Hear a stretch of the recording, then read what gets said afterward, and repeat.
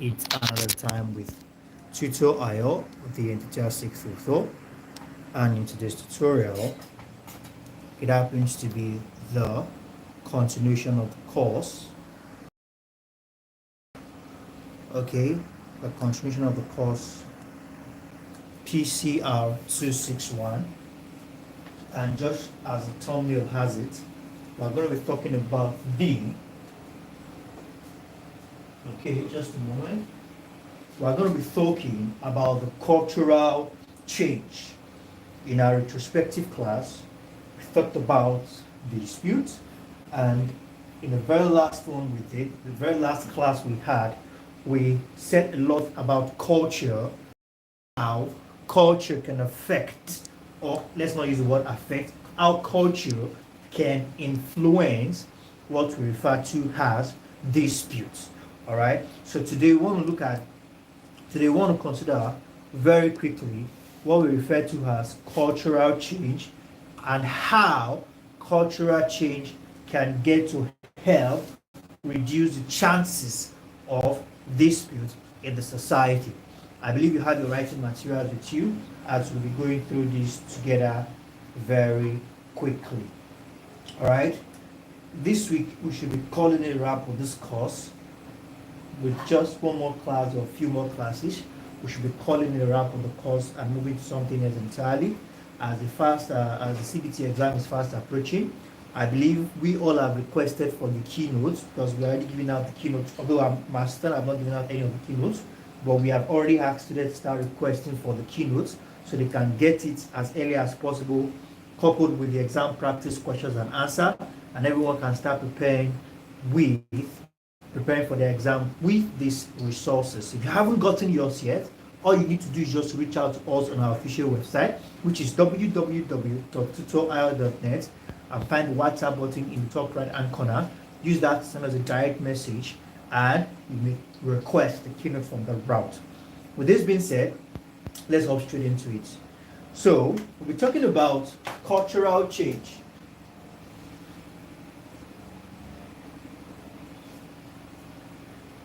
Okay. Now, when we talk about cultural change and become obsolete, okay, remember,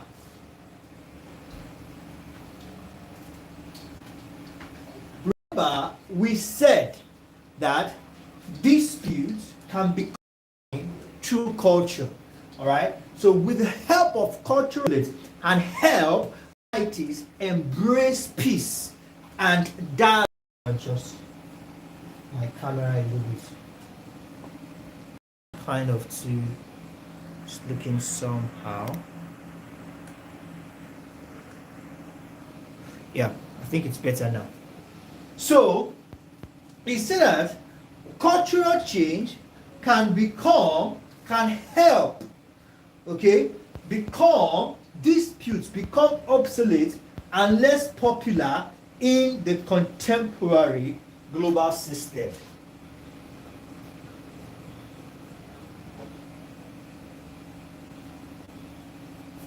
Can help make dispute obsolete. When we say obsolete, something that gradually fades away, like it never existed.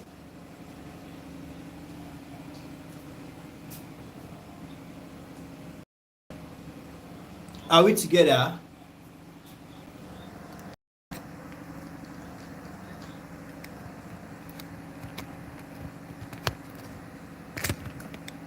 Excuse me, I don't know, my camera is not giving me what I want, so I just have to adjust it very quickly. Okay, let's just okay with the fact that it is not just a moment. The fact that it's not giving me the results I want.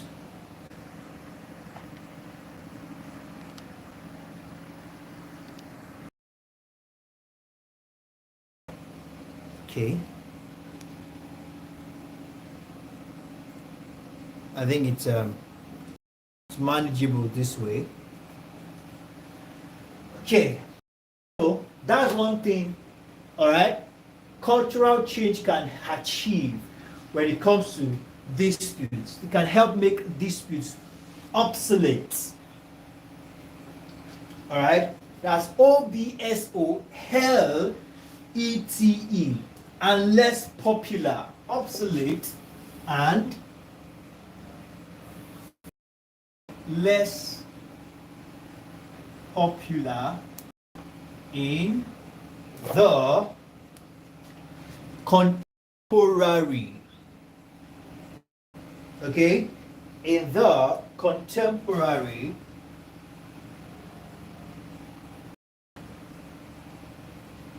global world.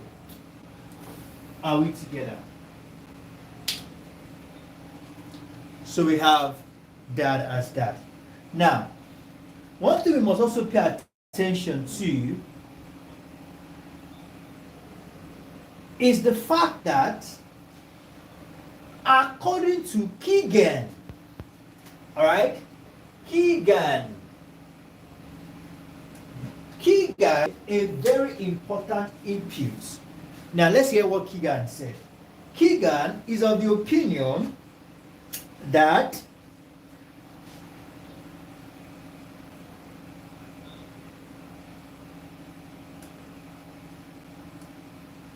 the introduction of professional armies in modern threat, all right, of war, primitive era, where dispute was all against all.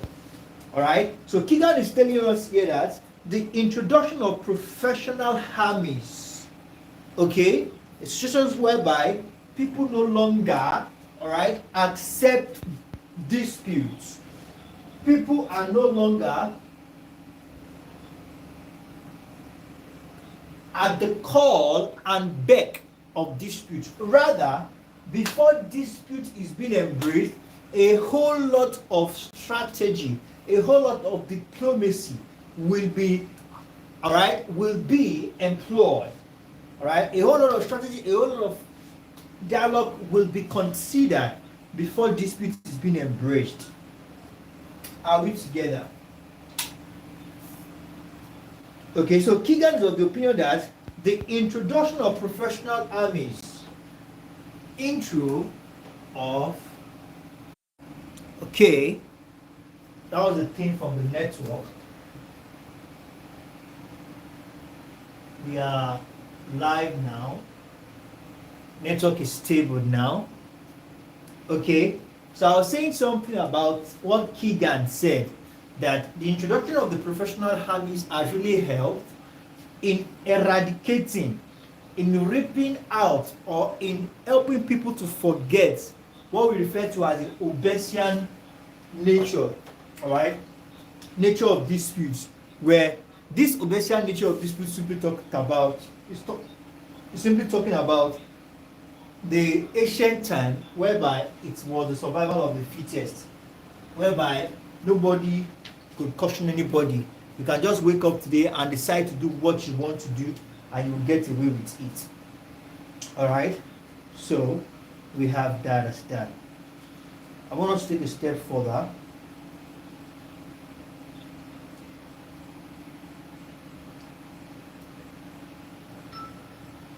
Now there's something called collateral.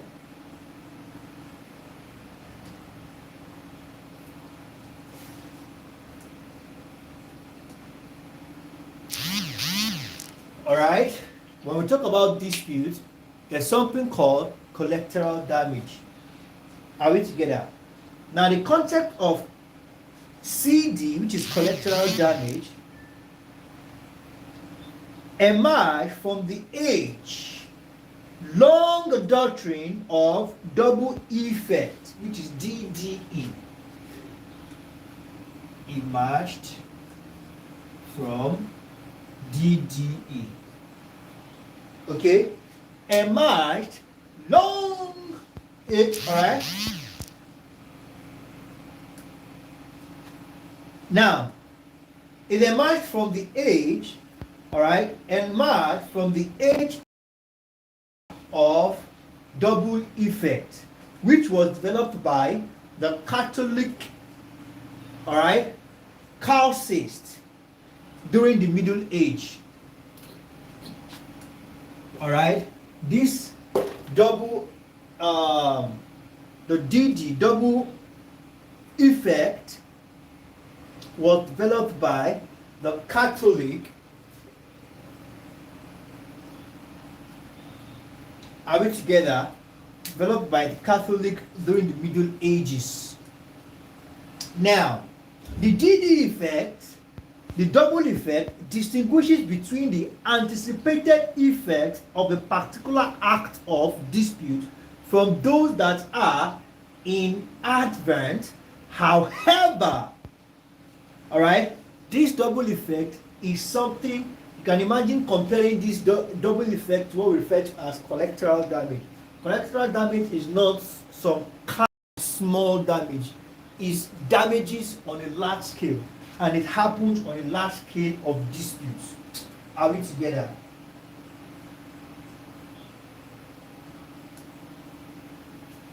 Now,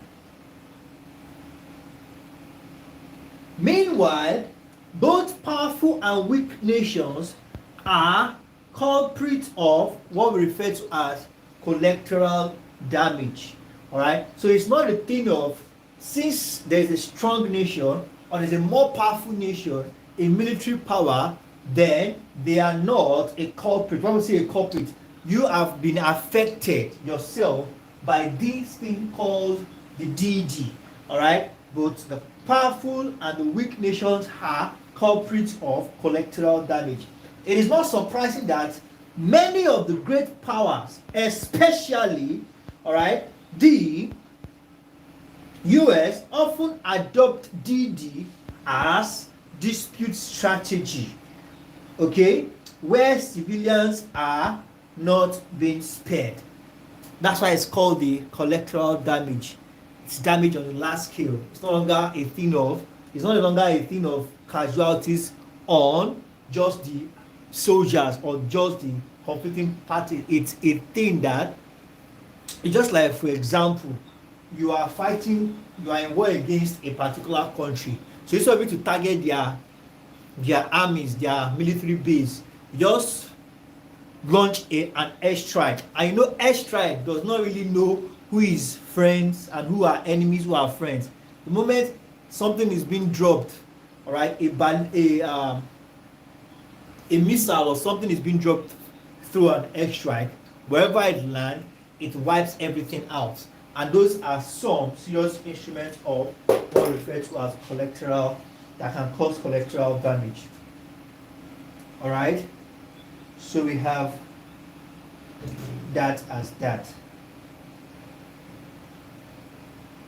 So let's quickly talk about the evolution of disputes. Now, evolution of the culture of war, evolution of the culture of disputes. Okay, now, like I usually say on this stream, we do not instigate violence or encourage it. What we do on the stream, on this channel, is purely educational. What we do here is just to educate, nothing more, nothing less. All right, so very quickly, before we call it a wrap, our time is fast spent. I want us to talk about the evolution of culture of disputes.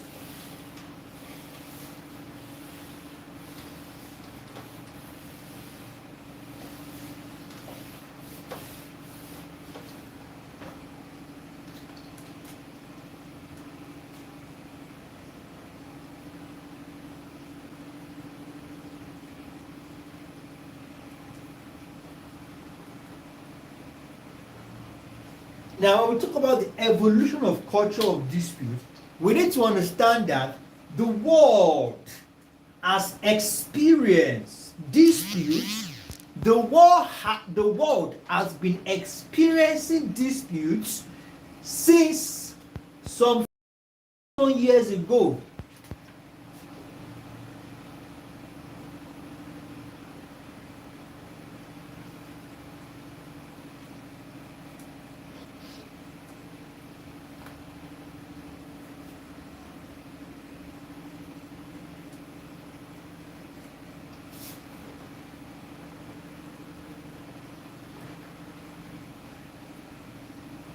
Since some 5,000 years ago, the world has been experiencing disputes. All right? Why? You might be wondering, why has this been? This is what prompted it. This is what encouraged. This is what led to most of the dispute that was witnessed, most of the dispute that was experienced. It was as a reason of the rise of states.